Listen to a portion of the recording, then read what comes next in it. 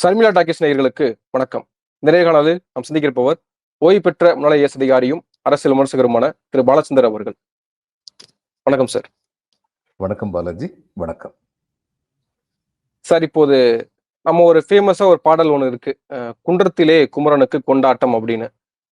இப்போ இந்த இந்து முன்னணி நடத்தக்கூடிய முருக பக்தர்கள் மாநாடு தமிழக மக்களுக்கு ஒரு கொண்டாட்டமா திண்டாட்டமா அப்படின்ற கேள்வி இருக்கு. நீங்க எப்படி இதை பார்க்குறீங்க? இல்லை, நான் இது தமிழர்களுக்கு கொண்டாட்டம்னு பார்க்கல, திண்டாட்டம்னு பார்க்கல. சில பேர் மாநாடு நடத்துகிறாங்க.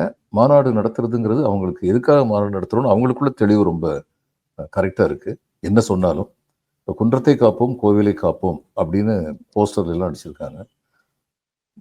எந்த காரணத்தினால எந்த குன்றத்துக்கு இன்னைக்கு இடைஞ்சல் வந்துருச்சு, எந்த கோயிலுக்கு இன்னைக்கு இடைஞ்சல் வந்துருச்சு அப்படிங்கிறத பற்றி அவங்க சொன்னாங்கன்னா நல்லா இருக்கும். அதாவது திராவிட முன்னேற்ற கழகம் வந்து பார்ட்டி ஆஃப் ரேஷனலிஸ்ட் அவங்க ஆனால் திராவிட முன்னேற்றங்களுடைய ஆட்சி அப்படிங்கிறது அரசியலமைப்பு சட்டத்திற்கு உட்பட்ட இந்த ஆட்சி எல்லோருடைய மத உணர்வுகளையும் மதிக்கக்கூடிய ஒரு ஆட்சியாக இருக்க வேண்டும். அப்படித்தான் இருந்துகிட்டு இருக்காங்க. இத்தனை கோயிலுக்கு கும்பாபிஷேகம் நடத்தியிருக்காங்க, கோயிலில் பல நல்ல காரியங்கள் பண்ணியிருக்காங்க. இது மாதிரி எத்தனையோ சொல்லிட்டு போகலாம், அது நம்ம சொல்ல வேண்டியதில்லை. அவங்களுடைய அமைச்சர் இவர் சேகர் அதை பற்றி ரொம்ப நல்லா சொல்லுவார். இப்போ இவங்க எந்த குன்றத்தை காக்க போறாங்க, எந்த கோயிலை காக்க போறாங்க அப்படிங்கிறது தெரிஞ்சா நல்லா இருக்கும். அறநிலைத்துறை கையில் இருக்கிற கோயிலை தனியாருக்கு அறநிலைத்துறை கையிலேருந்து எடுத்துடணும் அப்படின்னு சொல்றவங்க இருக்காங்க.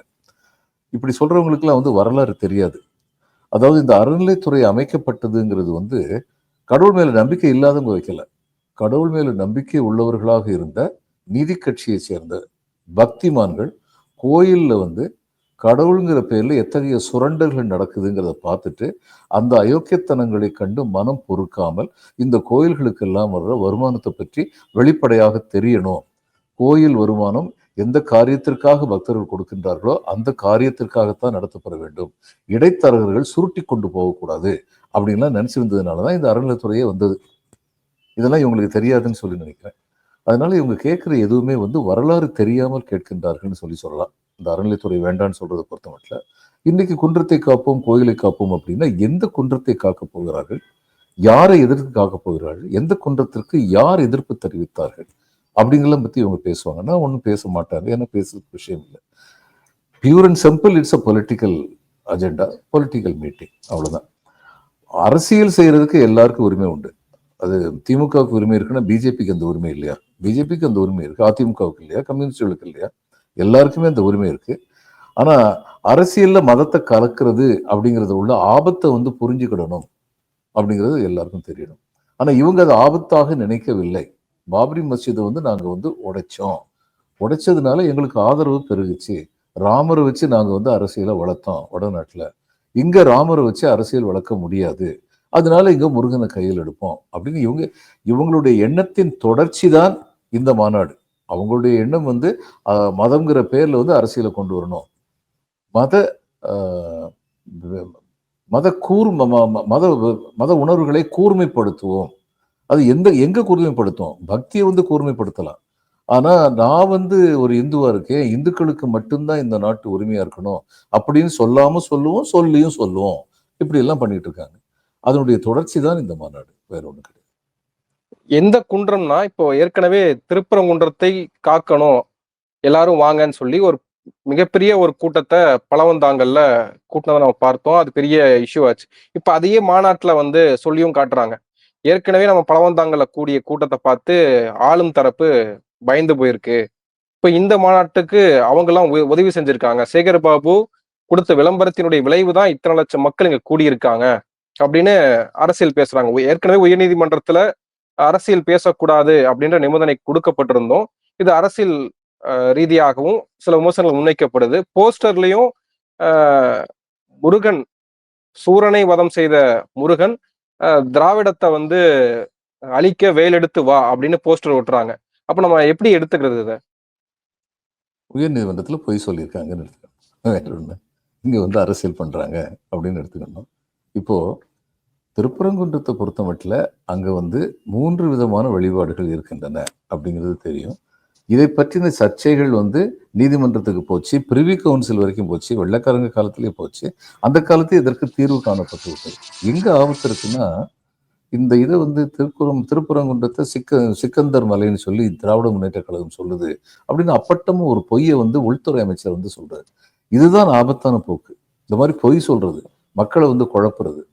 பூரி ஜெகநாதர் கோயிலுடைய கருவறை சாவி வந்து தமிழ்நாட்டில் இருக்கு, அவங்க திருடிட்டு போயிட்டாங்கிற அர்த்தத்தில் பேசினாங்களே, அது எவ்வளவு தவறான ஒரு பேச்சு. இந்த நாட்டுடைய பிரதம மந்திரி வந்து அது மாதிரி பேசினார்னா அதுக்கப்புறம் இந்த நாட்டில் யார் மேல நமக்கு வந்து மரியாதை இருக்கும்? ஆனா அப்படி பேசுறதை பத்தி இவங்களுக்கு தயக்கமே கிடையாது. இன்னும் என்னென்ன பொய்கள் சொல்லுவாங்கன்னு நமக்கு தெரியாது.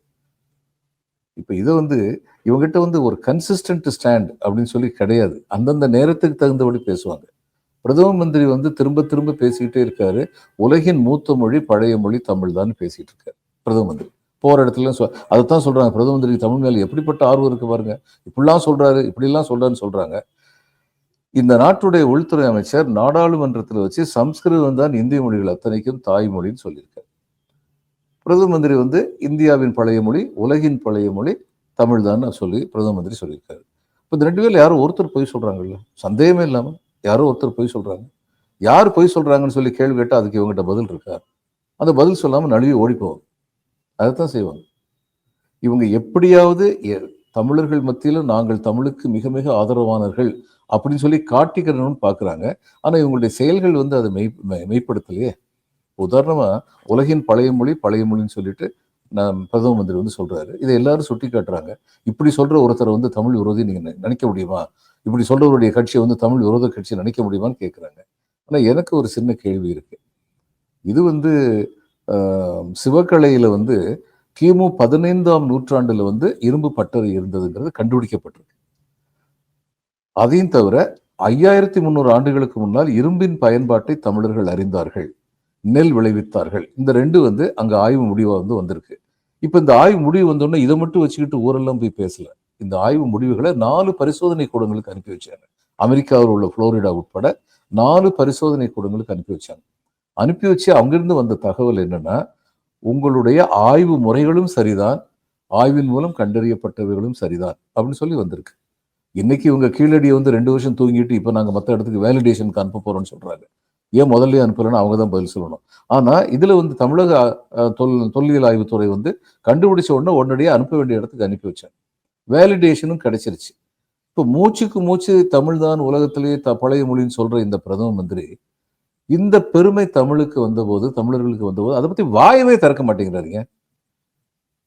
ராகுல் காந்தி வந்து சொன்னார், இந்தியாவின் ஒரு பகுதியான தமிழகத்தில் இரும்பின் பயன்பாடு முதலாக கண்டறியப்பட்டது என்று அறியும் பொழுது நாம் அதனை வாழ்த்துகிறோம், வரவேற்கிறோம். ஏன்னா தமிழ்நாடு இந்தியாவில் ஒரு பகுதி தானே, தமிழ்நாட்டுக்கு வர்ற எல்லா பெருமை இந்தியாவுக்கு வர்ற பெருமை தானே. அப்படி பார்க்காம இருக்கிறது நீங்க தானே, இந்த பிஜேபி தானே. தமிழுக்கு ஒரு பெருமைனா அந்த பெருமையை அழிச்சு ஒழிக்கிறதுக்கு என்ன வழின்னு கண்டுபிடிக்கணும். ஆதிச்சநல்லூர் அறிக்கையை வெளியிடுங்கன்னு சொன்னா அந்த அறிக்கையை குழப்பி ஒரு அறிக்கையை வெளியிடணும். கீழடி அறிக்கையை வந்து அவர் அமர்நாத் சொன்னதை ஏத்துக்க முடியாதுன்னு சொல்லணும். அதுக்கு எதிர்ப்பு வந்தோடனே இல்லை நாங்க அதை சொல்லல, நாங்க வேலிடேஷனுக்காக அனுப்புறோம்னு சொல்லணும். எந்த வழியிலையாவது தமிழர்களுக்கு என்று ஒரு பெருமை இருந்தால் அந்த பெருமை இருக்கக்கூடாதுன்னு நினைக்கிற இவங்க தான் முருகனை போற்றி பாதுகாக்க போறாங்களா? இவங்க தான் முருக வழிபாடு நடத்தி இந்த நாட்டோட தமிழ்நாட்டில் உள்ள குன்றத்தையும் கோயிலையும் காக்க போறாங்களா? வெட்டித்தனமான பேச்சு. இப்படி வலதுசாரிகள் அல்லது இந்த அமைப்புகள் இந்த முருகரை கையில் எடுப்பாங்க, அரசியல் ஆயுதமாக கையில் எடுப்பாங்க அப்படின்றது தெரிஞ்சுதான் முத்தமிழ் முருகன் மாநாடு நடத்தினாங்களா அப்படின்ற ஒரு கேள்வி இருக்கு. ஏன்னா ஏற்கனவே டீலிமிட்டேஷனா இருக்கட்டும், பல இடங்கள்ல வந்து கவர்னர் எதிர்த்து வழக்கு தொடுத்ததா இருக்கட்டும், ஒரு அஜெண்டா செட் பண்றத வந்து பாஜக எதிராக அஜெண்டா செட் பண்றதுல முதலமைச்சர் மு க ஸ்டாலின் முன்னிலையில இருக்காரு. அப்போ இந்த விஷயங்கள்லாம் கையில் எடுப்பாங்கன்னு தெரிஞ்சுதான் அந்த மாநாடு நடத்தப்பட்டுச்சா இந்த அறநிலைத்துறையால? இருக்கலாம். அப்படி இருந்ததுல என்ன தவறு இருக்கு? இப்ப இவங்க வந்து குன்றத்தை காப்போம்னு சொல்லி ஏதோ குன்றத்துக்கு எந்த ஆபத்து இல்லாதோ அந்த ஆபத்து இருக்குங்கிற மாதிரி ஒரு பொய்யை சொல்லிட்டு இருக்கும்போது, நாங்க எங்களுடைய ஆட்சியில வந்து கோயில்களை எப்படி பராமரிப்பு செய்யறோம் அப்படின்னு அவங்க காட்டுறதுல என்ன தவறு இருக்கு? பொய்மை எதிர்த்து குரல் கொடுப்பதில் என்ன தவறு இருக்கிறது? இல்ல அது கை கொடுக்குமா அப்படின்ற ஒரு கேள்வி இருக்குல்ல. இப்ப இந்த ஒரு இம்பாக்டை ஏற்படுத்தும் அப்படின்ற ஒரு அச்சம் இருக்கா ஸ்டாலினுக்கோ இல்ல ஆட்சிக்கோ? வந்து திருப்பரங்குன்றத்தை காப்போம்னு சொல்லி என்னென்னலாம் பேசினாங்க ஒரு தலைவர், இந்த பாரதிய ஜனதா கட்சி தலைவர் சொன்னாரு, பாபரி மஸ்ஜிதுக்கு அடுத்து இதுதான், இது 2வது பாபரி மஸ்ஜித். அடுத்து அயோத்தியா. அடுத்த அயோத்தி, இது எவ்வளவு கீழ்த்தரமான பேச்சு. என்ன சம்பந்தம் இருக்கு அயோத்தியா பிரச்சனைக்கு இங்க உள்ளதுக்கு? என்ன சம்பந்தம் இருக்கு? இங்க என்ன பிரச்சனை இருந்தது? அயோத்தியால வந்து தீர்ப்பு கொடுக்கப்படாமல் ஒரு வழக்கு நெடுநாட்களாக இருந்தது. இங்க அப்படி ஒண்ணுமே இல்லையே. ஆய்ந்து அறிந்து தீர்ப்பு வழங்கப்பட்டு விட்ட ஒரு விஷயம். அப்ப இவங்க என்ன சொல்ல வராங்கன்னா, நாங்க வந்து அரசாங்கத்தை மதிக்க மாட்டோம், நீதிமன்றத்தை மதிக்க மாட்டோம். அவங்க என்ன தீர்ப்பு கொடுத்தா எங்களுக்கு என்ன கவலை? நாங்க குட்டையை குழப்பிக்கிட்டே இருப்போம். சரி, அப்படி சொன்னாங்களே, அதுல உங்களுக்கு என்ன பலன் கிடைச்சது? அதனால மத கலவரம் வந்துருச்சா? இங்க உள்ள உள்ளூர்காரங்க என்ன சொன்னாங்க? சாமி, நாங்க ஒழுங்கா நாங்க அமைதியா உட்கார்ந்துகிட்டு இருக்கோம், பேசாம உங்க வேலையை பார்த்துட்டு போங்கங்கிற மாதிரி தான் அவங்களுடைய பிஹேவியர் இருந்தது. இங்க வந்து குழப்பத்தை ஏற்படுத்தாதீங்க, நாங்க எங்களுக்குள்ள அமைதி காத்துக்கிட்டு தான் இருக்கோம் அப்படின்னு தான் அவங்களுடைய இது இருந்தது, நடவடிக்கை இருந்தது. அதனால இவங்க முயற்சி பண்ணும் பொழுது அந்த முயற்சிக்கு எதிராக இப்படிப்பட்ட மாநாடுகளை, முத்தமிழ் மாநாடோ முருகன் மாநாடோ திமுக சார்பில் இருந்து நடத்துறாங்களா, அல்லது திமுக நடத்த மாட்டாங்க முருகன் மாநாடு, ஏன்னா அவங்களுடைய கொள்கைக்கு அது எதிரானதா இருக்கலாம். ஆனால் அரசு நடத்துவதில் எந்த தவறுமே இல்லை. ஏனென்றால் அரசு எல்லோருக்கும் சொந்தமானது. அப்ப அரசு வந்து நாங்கள் இஸ்லாமியர்களுக்கு என்ன செய்திருக்கிறோம், கிறிஸ்தவர்களுக்கு என்ன செய்திருக்கிறோம், இந்துக்களுக்கு என்ன செய்திருக்கிறோம் அப்படின்னு சொல்றதுல எந்த தப்பும் கிடையாது. இன்னொரு பக்கம் இது மதுரை, நீங்க சொல்றது போல மதுரையை மையப்படுத்தி ஒரு அரசியல் நகரம் இருக்கிறத பார்க்க முடியுது. தூங்கா நகரமாக இருக்கக்கூடிய மதுரை இன்றைக்கு அரசியல் நகரமாகவும் காட்சியளிக்கிறத பார்க்க முடியுது. அது விஜய் அங்க ஷூட்டிங் போனது தொடங்கி இன்னைக்கு முதலமைச்சர் ஸ்டாலின் ரோட் ஷோ போனாரு. அமித்ஷா வந்து ஆலோசனை கூட்டம் நடத்தினாரு. இப்ப இன்னைக்கு முருகர் மாநாடு. அப்போ ஒரு அரசியல் நகரமாக மதுரை காட்சி அளிக்குது. அது வந்து ஏற்கனவே அழகர் ஆத்துல இறங்குறதா இருக்கட்டும், சித்திரை திருவிழாவாக இருக்கட்டும், இப்படி பல புகழ்பெற்ற விஷயங்கள் அங்க நடக்குது. இப்படியான ஒரு முன்னெடுப்ப எடுத்து அங்க என்ன செய்ய நினைக்கிறாங்க? அது வெற்றி அடையுமா? மதுரை மக்கள் அதுக்கு ஈல்ட் ஆவாங்களா? நீங்க என்ன நினைக்கிறீங்க? இல்ல, கோயம்புத்தூர்ல அவங்களுக்கு சாதகமான ஒரு அரசியல் சூழ்நிலையை உருவாக்கி இருக்கிறாங்க. சாதகமானனா உடனடியாக கோயம்புத்தூர்ல மற்றவங்களாம் செயலற்று போய்விடவில்லை. அவர்களோடு போட்டியிடக்கூடிய அளவுக்கு தங்களை வளர்த்து கொண்டிருக்கிறார்கள் பாஜகவினர் அப்படிங்கிறது சந்தேகமே இல்லாம ஒரு விஷயம். அதனாலதான் செந்தில் பாலாஜியை பிடிச்சி இந்த பாடுபடுத்துறாங்க. உண்மை என்ன, அவர் இருந்தாருன்னா கோயம்புத்தூர்ல இவங்களுடைய வெற்றி உறுதிப்படாது அப்படிங்கிறதுக்காக தான் இந்த பாடுபடுத்துறாங்க அப்படின்னு பரவலா நம்பப்படுது. இப்போ அடுத்து வந்து மதுரை பக்கம் வந்து வர்றாங்க. மதுரை பக்கத்துல இவங்க எல்லா விதமான சூழ்ச்சி தந்திரங்களும் செய்யறாங்க. அதாவது ராஜதந்திரம், ராஜ சூழ்ச்சிகள்லாம் ரொம்ப நாளா நடக்கிறது தான். அதுல வந்து அடிப்படை நேர்மை இருக்கணும், அவ்வளவுதான்.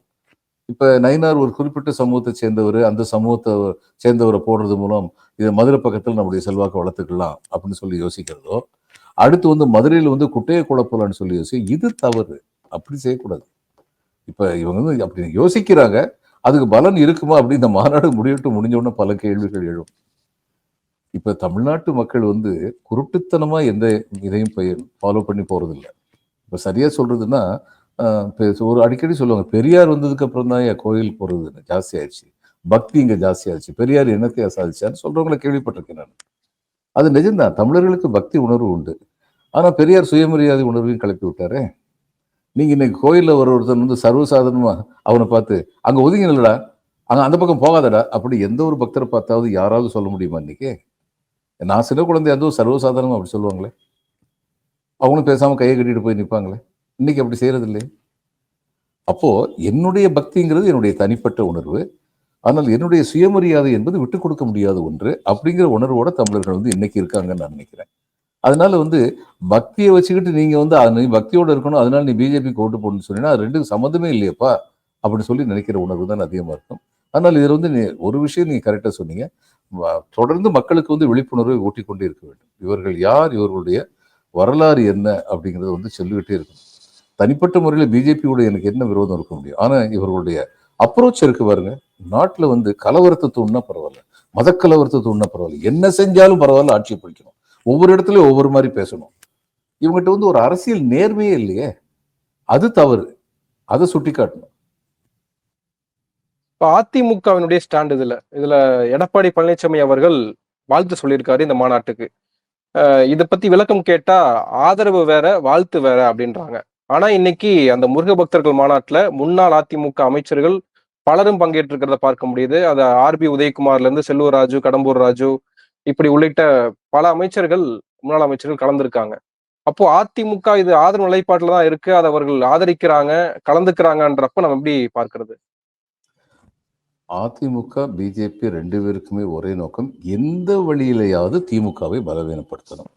அப்போ இதுல வந்து திமுக பலவீனமாகும்னு சொல்லி அதிமுக நம்பிச்சுன்னா உடனடியே இதற்கு வந்து ஆதரவு கொடுப்பாங்க, ஆதரவு கொடுக்குறாங்க, அவ்வளவு. இதுக்கு மேல இதை பத்தி சொல்றதுக்கு ஒண்ணும் ஒரு பிஜேபி வந்து திமுகவை எதிர்க்கிறதுக்கும் அதிமுக பிஜேபி திமுக எதிர்க்கிறதுக்கும் ஒரு சின்ன வேறுபாடு உண்டு. அதிமுக வந்து திமுகவை தோற்கடிச்சிட்டு தான் ஆட்சிக்கு வரணும் அப்படிங்கிறது அவங்களுடைய அடிப்படை நோக்கம். தேர்தலில் வந்து திமுக தோற்கடிச்சிட்டு ஆட்சிக்கு வரணும். பிஜேபிக்கு வந்து தேர்தலில் திமுகவை தோற்கடிக்கிறது வந்து ஃபைனல் எண்டு கிடையாது, இறுதி முடிவு கிடையாது. இன்னைக்கு வந்து திராவிடம்ங்கிற பேர்ல இந்த ஒருங்கிணைந்த வளர்ச்சி இதெல்லாம் பேசிக்கிட்டு இருக்கிறது திமுக தான் தீவிரமா பேசுறாங்க, செயல்படுத்துறாங்க. இவங்க ஆடுற மற்ற மாநிலங்கள் வந்து இது மாதிரி வந்து இருக்கா? இப்ப திராவிட முன்னேற்ற கழகம் செஞ்சிருக்கு, இந்த 5 வருஷத்துல செஞ்ச நீதி கட்சி துவங்கின காலத்துல இருந்து இங்க ஒருங்கிணைந்த வளர்ச்சிங்கிறது பேசப்பட்டிருக்கு, செயலாக்கப்பட்டிருக்கு. நீதி கட்சியை வந்து மதிய உணவு திட்டம் கொண்டு வந்திருக்காங்க. நீதி கட்சி தான் ஜாப் ரிசர்வேஷன் முதல்ல கொண்டு வந்தது, நீதி கட்சி தான் கொண்டு வந்தாங்க. அதுக்கப்புறம் வந்து இந்தியாவுடைய கான்ஸ்டியூஷன்ல ஃபர்ஸ்ட் கான்ஸ்டியூஷனல் அமெண்ட்மெண்ட் வந்து தமிழ்நாட்டில் உள்ள ரிசர்வேஷனை பாதுகாக்கிறதுக்காக காமராஜர் போய் சொல்லி நேரு வந்து அதை ஏற்றுக்கிட்டார். அப்போ தமிழ்நாட்டுக்கு ஒரு பாரம்பரியம் இருக்கு. இங்க வந்து empowerment of the poor and the under privilege, ஏழைகள் எளியவர்களை அரசியல் ரீதியாக, சமூக ரீதியாக, பொருளாதார ரீதியாக வலிமை மிக்கவர்களாக ஆக்க வேண்டும் அப்படிங்கிறதுல வந்து தெளிவாக இருந்த அரசு கட்சிகள் தான் இன்னைக்கு வரைக்கும் இதை ஆண்டிருக்காங்க. அது காங்கிரஸுடைய ராமசாமி ரெட்டியார், ஓம்தோ ராமசாமி ரெட்டியாரா இருக்கட்டும், காமராஜரா இருக்கட்டும், திமுகவுடைய திரு அண்ணாதுரை அவர்களா இருக்கட்டும், கலைஞர் கருணாநிதியா இருக்கட்டும், அல்லது அதிமுகவில் வந்து எம்ஜிஆரும் ஜெயலலிதாவும், எம்ஜிஆருக்கும் ஜெயலலிதாவுக்கும் இந்த ஒருங்கிணைந்த வளர்ச்சிகளை நம்பிக்கை இருந்ததுன்னு நான் நினைக்க மாட்டேன். ஆனா இந்த ஒருங்கிணைந்த வளர்ச்சியை பத்தி பேசாம இருந்தா ஓட்டு கிடைக்காதுன்னு தெரியும். அப்படிப்பட்ட ஒரு சூழ்நிலை தமிழ்நாட்டில் உருவாயிடுச்சு. எல்லாருக்கும் எல்லாமும் அப்படிங்கிறத யார் பேசுறீங்களோ செயல்படுத்துறீங்களோ அவங்க தான் இங்க ஆட்சிக்கு வர முடியுங்கிற சூழ்நிலை வந்து தமிழ்நாட்டில் உருவாயிடுச்சு. இந்த சூழ்நிலையை நாசப்படுத்த வேண்டும், அது அவங்களுடைய கருத்தியல் கொள்கை பிஜேபிக்கு. அவங்க வந்து இன்னைக்கு வரைக்கும் என்ன இதை வந்து சதுர்வர்ணத்தை வந்து ஆதரிக்காம இருக்காங்களா? வெளிப்படையா சொல்லட்டும், நாங்க வந்து சதுர்வர்ணத்தை ஆதரிக்கவில்லை, அது எங்களுக்கு பிடிக்காது. இவங்களுடைய ஆர்எஸ்எஸ் அதை பத்தி சொல்லட்டும். ஏன் ஆர்எஸ்எஸ் வந்து அதனுடைய கொள்கை பிரகடனமாக ஒரு குறிப்பிட்ட குழுமம் தான் இந்தியாவை ஆள வேண்டும் சொல்லியிருக்காங்களே. அப்படி இருக்கும்போது கொள்கை ரீதியா வந்து திமுக வந்து அவங்களுக்கு மிகப்பெரிய தடைக்கல். அதனால திமுகவை ஆட்சியிலிருந்து அகற்றுவதுங்கிறது முதல் படி. அடுத்தது வந்து அவங்களுடைய இது என்னன்னா, நோக்கம் என்னன்னா, திமுக கொண்டு வந்த அந்த கருத்தியலை, திராவிடர் கழகம் கொண்டு வந்த கருத்தியலை, நீதி கட்சி கொண்டு வந்த கருத்தியலை முற்று முழுதாக பயனில்லாமல் செய்துவிட வேண்டும். அது அவங்களுடைய நோக்கம். ஆனா இந்த 2 பேர் நோக்கத்துல இம்மீடியட் கோல் என்ன? திமுக வந்து காலி பண்ணணுங்கிறது, ஆட்சியை காலி பண்ணணுங்கிறது. அந்த அளவில் 2 பேர் ஒன்றுபடுறாங்க. அதனால இன்னைக்கு வந்து இவர் வந்து இபிஎஸ் வந்து இவங்க அந்த திமுக ஆட்சியை கவிழ்க்க வேண்டும் என்ற எண்ணத்தில் என்னென்ன செய்தாலும், அடுத்த தேர்தலில் திமுகவை தோற்கடிப்பதற்கான எப்படிப்பட்ட சூழ்நிலைகளை பிஜேபி முயற்சி செய்தாலும் அதையெல்லாம் இபிஎஸ் ஆதரிக்கத்தான் செய்வார். அதிமுக கொடுக்குற விளக்கம் என்னன்னா, எல்லாருக்கும் எல்லாமே வந்து அவங்கவுங்க வழிபாட்டு உரிமை, அவங்கவுங்க மதம் சார்ந்த வழிபாடு நடத்துறதுக்கு உரிமை இருக்கு. அது போல ஒரு அமைப்பு ஒரு வழிபாட்டை நடத்துகிறது, அதுக்கு நாங்க வாழ்த்து சொல்றோம், இப்ப கலந்துக்கிறாங்க. அப்படி நம்ம பார்க்கலாமா இந்த மாநாட்டை? இல்லை, இவங்க முருகன் மாநாடு இப்ப நடத்துறவங்க எல்லாருக்கும் எல்லா விதமான மதத்தையும் சார்ந்து இருக்கிறதுக்கு உரிமை இருக்குன்னு சொல்றாங்கல்ல. இந்த முருகன் வழிபாடு சம்பந்தமா இதுவரைக்கும் என்ன சாமி செஞ்சாங்க? இன்னைக்கு மாநாடு நடத்துறாங்கல்ல, இத்தனை வருஷமா என்ன பண்ணாங்க? முருகன் வழிபாட்டுக்கு ஏதாவது இடைஞ்சல் இருந்ததா? அந்த இடைஞ்சலை தவிர்க்கணும்னு சொன்னாங்களா? என் தைப்பூசத்துக்கு விடுமுறை கொடுக்கணும் அப்படின்னு சொல்லி கொஞ்ச நாளைக்கு முன்னாடி இங்க வந்து இது வந்தது, விடுமுறை கொடுக்கப்பட்டது. ஏன் பிஜேபி இன்னைக்கு வரைக்கும் அது குரல் எழுப்பியிருக்காங்களா? தைப்பூசுக்கு விடுமுறை கொடுங்கன்னு. அப்ப என்ன முருகன் வழிபாட்டுல உள்ள பெருமைகளை காக்க வேண்டும் இவங்க என்ன செஞ்சிருக்காங்க இன்னைக்கு வரைக்கும்? இந்த பாருங்க, இது pure and simple a political conference. இது வந்து ஒரு அரசியல் மாநாடு. அதுக்கு வந்து முருகன் மாநாடுன்னு சொல்லிட்டு ஒரு மேல் பூச்சி பூசியிருக்காங்க, அவ்வளவுதான். அதுக்கு மேல ஒண்ணு கிடையாது. இல்ல, ஆந்திரா முதல்வர் வந்து கலந்துக்கிறாரு. சரி, அவர் பெரிய ஒரு இம்பார்ட்டன்ஸ் இல்ல அவர் என்ன இம்பார்ட்டன்ஸ் கூட? அவர் தான் என் முருகன் தான் என்னுடைய கடவுள்னு சொல்றாரு. அவருக்கும் முருகனுக்கு என்ன சம்பந்தம் இருக்கு? அப்ப இதுல இருந்தே தெரியுது இவங்களுடைய நோக்கம் என்னங்கிறது தெரியுது. சோ இப்ப இது ஒரு இம்பாக்டை ஏற்படுத்தும், ஒரு அரசியல் எல்முருகன் சொல்வது போல ஒரு அரசியல் பிரளயத்தை இது உருவாக்கும் அப்படின்னு சொல்றாரு இந்த மாநாடு. அப்போ இது ஒரு ஆட்சி மாற்றத்துக்கு இல்ல ஒரு இம்பாக்ட், ஒரு அரசியல் தேர்தல் அரசியல் ஒரு இம்பாக்டை ஏற்படுத்தக்கூடிய இந்த மாநாடு அமையுமா? அவங்களுடைய ஆசை எப்படி அமைய போகுதுன்னு பொறுத்திருந்து பார்ப்போம். அப்படியெல்லாம் ஒரு பிரளயத்தை ஏற்படுத்தாது. ஏன்னா தமிழ்நாட்டில் இதை வச்சு ஒரு பிரளயம் வர்றதுக்கான வாய்ப்புகள் இல்லை. முருகன் எங்காவது முருகன் கடவுள் என்ற செய்தியிலிருந்து எங்காவது அவமதிக்கப்பட்டாரா இந்த திமுக ஆட்சியினா? அப்படி இருந்தா மக்கள் மனசுல கோபம் நிச்சயமா வரும். பல பேருக்கு தெரியாத ஒரு விஷயம் சொல்றேன். பெரியார் வந்து ஊர்வலம் போனார் திமுக ஆட்சியில. அப்ப ராமர் படத்தை செருப்பால அடிச்சாருன்னு சொல்லி துக்ளக்ல மாறி மாறி எழுதினாங்க. பெரியார் வந்து ராமர் படத்தை செருப்பால அடிச்சாரு. அடிச்சிருந்தா அது தவறு, நிச்சயமா தவறு. ஆனா கோர்ட்ல வந்து வந்து எழுத்துப்பூர்வமா மன்னிப்பு கேட்டார். ஆமா, நான் அப்படி சொன்னது தப்புதான், அப்படிப்பட்ட நிகழ்வு நடக்கலன்னு. இது எத்தனை பேருக்கு தெரியும்? பத்திரிகைகள் எல்லாத்துலயும் தயவுசெய்து இதை பத்தி நான் மன்னிப்பு கேட்டதை பத்தி வெளியில போடாதீங்கன்னு சொல்லிட்டாரு. யாரும் வெளியில எழுதல. ஆனால் இதுதான் உண்மை. இது இல்லைன்னு சொல்லட்டும் பார்ப்போம். அதனால இவங்க கீழ்த்தரமாக பொய்களை சொல்லி இந்த மாதிரி வந்து மக்கள் மனதை குழப்புறதுக்கு முயற்சி பண்ணுவாங்க.